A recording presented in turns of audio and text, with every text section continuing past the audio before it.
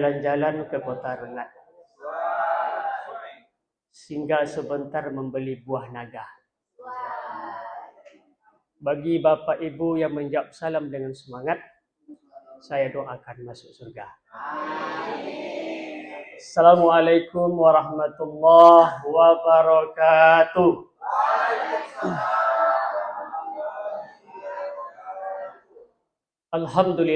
Alhamdulillahilladzi nasta'inuhu wa nastaghfiruh.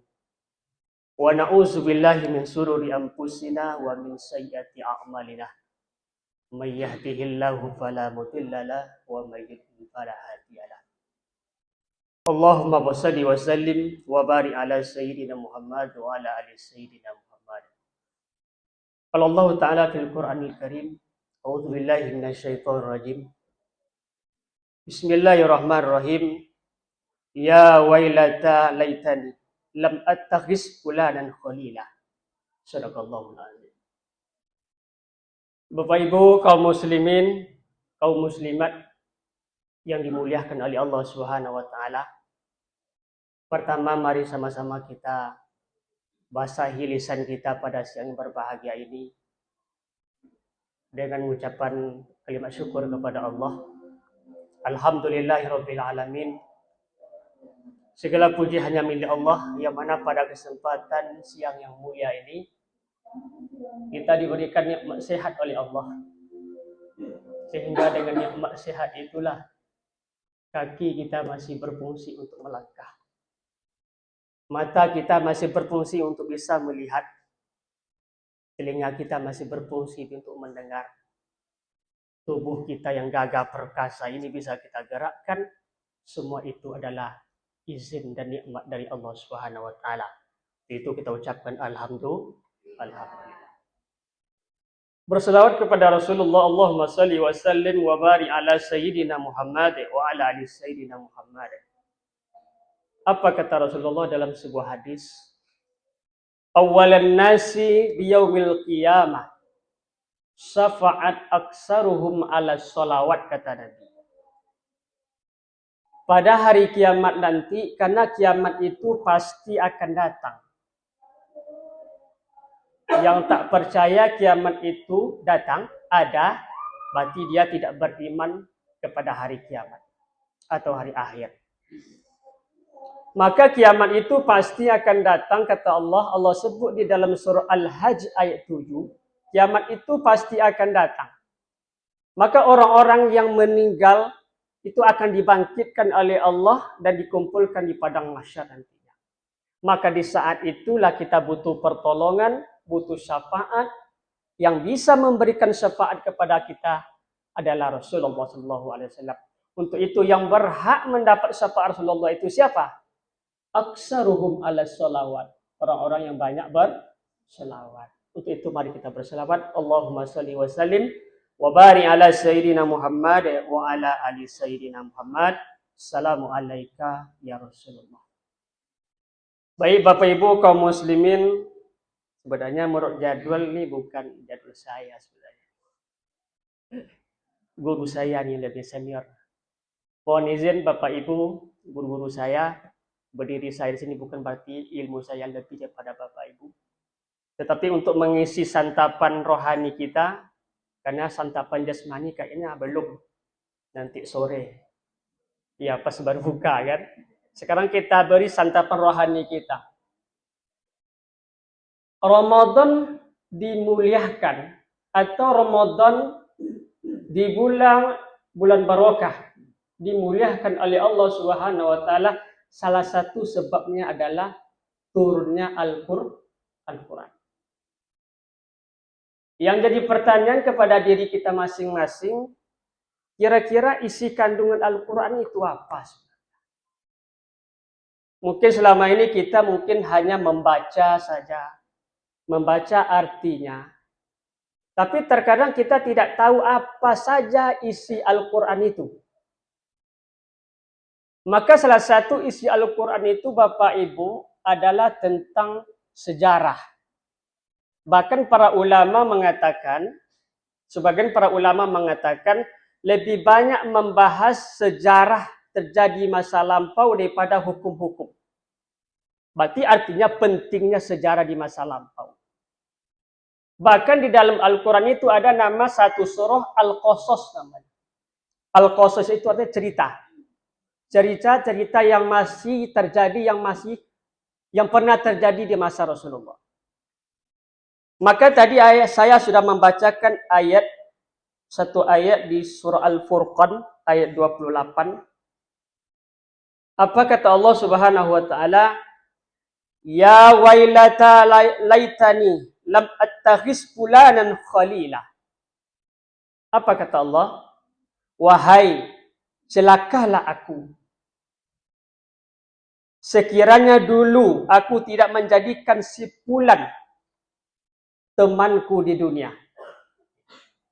Bapak Ibu kaum muslimin sedang rahimakumullah. Ternyata ayat ini Allah abadikan, sampaikan bahwasannya nanti pada hari kiamat itu ada penyesalan penduduk neraka itu. Apa yang disesalinya adalah kenapa dulu saya jadikan dia teman saya. Kenapa dulu semasa di dunia saya jadikan dia sahabat saya. Kenapa dulu di dunia saya jadikan ia sebagai teman kawan saya. Karena gara-gara dialah saya masuk neraka. Ini ayat surah Al-Furqan ini. Bapak Ibu kaum muslimin, ternyata dulu semasa Rasulullah itu ada seorang laki-laki bernama Uqbah. Uqbah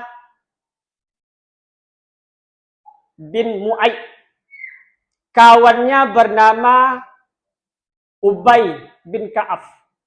Mereka ini berkawan berdua. Uqbah ini bertetangga dengan Rasulullah. Dia tahu bagaimana Rasulullah, dia kenal dekat dengan Rasulullah, dia tahu dalam ajaran Islam. Lalu terbetik di hati Uqbah tadi ingin masuk Islam. Maka ketika ia ingin masuk Islam, dia bercerita dengan kawannya Ubay tadi, Ubay bin Ka'ab, sahabat dia. Lalu apa kata Ubay bin Ka'ab tadi? Dipengaruhinya, karena Ubay bin Ka'ab ini adalah orang yang membenci Nabi. Apa kata Ubay? Kamu pilih mana? Mau masuk agama Islam atau putus bersahabat dengan saya? Oh, kata Ubay bin Ka'ab, Bapak Ibu.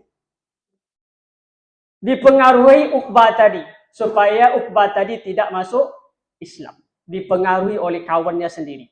Ternyata akhirnya terpengaruhi. Akhirnya Uqbah tidak jadi masuk Islam gara-gara dipengaruhi oleh kawannya sendiri namanya Ubay bin Ka'af.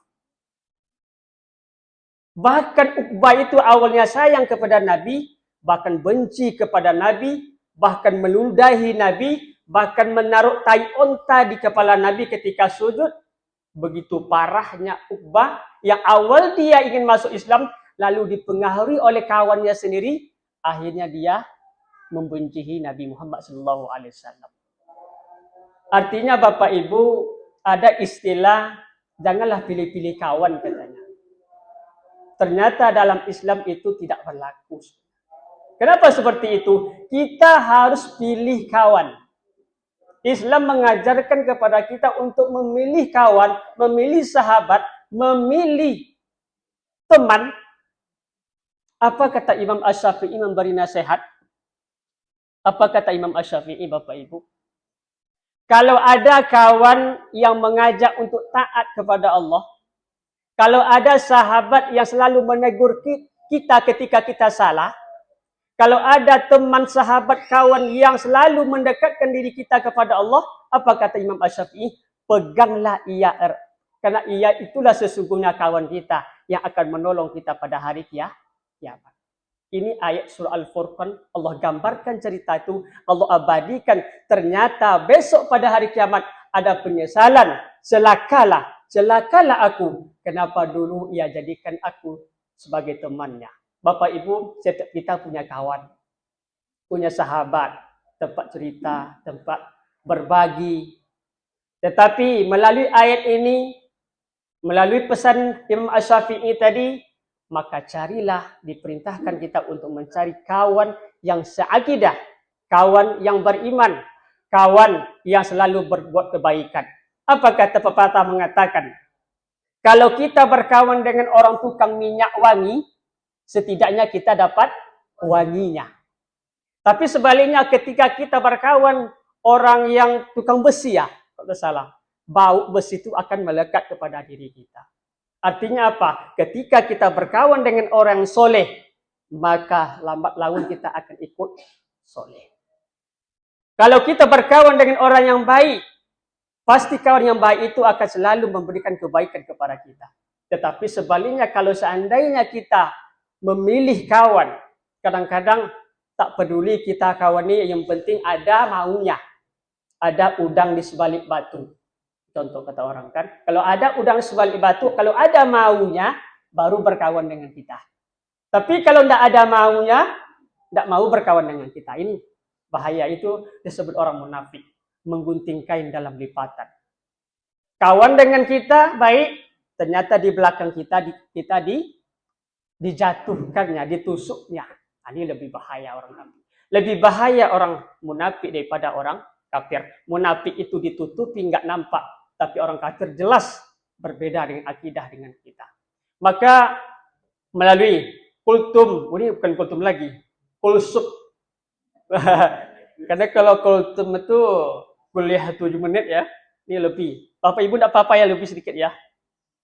Jangan risau nggak pakai amplop.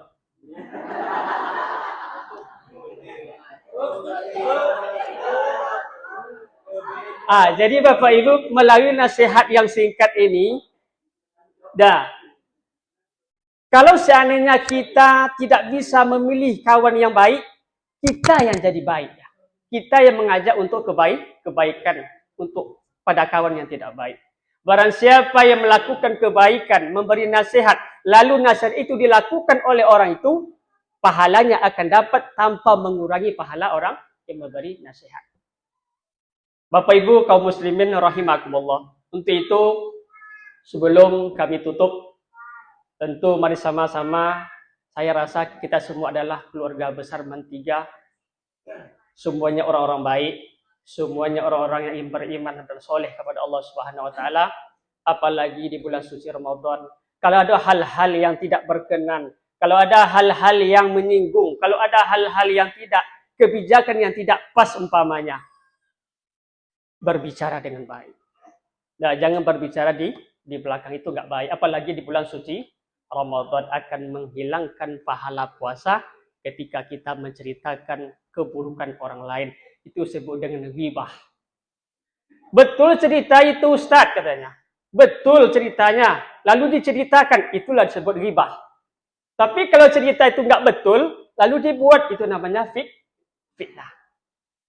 Kalau itu betul-betul itu ceritanya, lalu kita ceritakan, itulah sebuah ghibah. Tapi kalau tidak betul cerita itu, disebut dengan fitnah.